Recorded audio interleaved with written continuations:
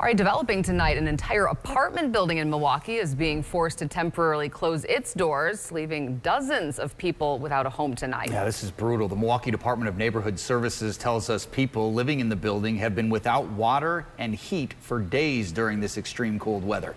Andy Bernhardt talked to people that live there and has the latest.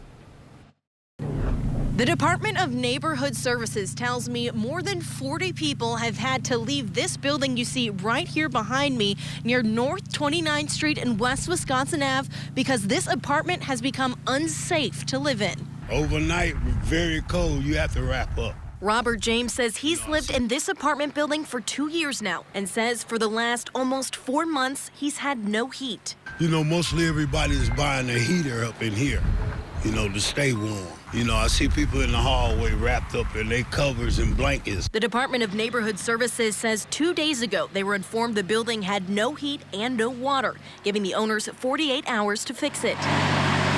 We've communicated with them. We've given them 48 hours, but unfortunately those 48 hours expired, and now we're dealing with a situation of entering much colder weather than we have right now.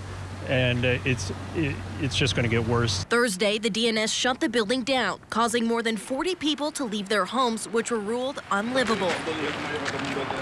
What it's generating is a life safety issue when we have weather like this, and we're entering a weekend with worse weather of having residents with no heat and no water. The DNS says the building had pipes burst and leak, even finding a car frozen in the garage. The apartment complex is owned by Barada Properties, who's had issues in the past, something District 10 Alderwoman Charlene Moore says has not gone unnoticed. There's only so much legally that the city of Milwaukee can do. We're still looking at and fighting for other options to hold landlords like Barada and anyone else, you know, accountable for making sure that if you are going to be in the business of housing our residents, we want you to be a responsible landlord, period, point blank. We reached out to Barada Properties lawyer Joe Goldberger about the current state of the building, and he said he had no comment. As for how long until residents can get back into their homes, Alderman Moore says it could be a while. And when I reached out to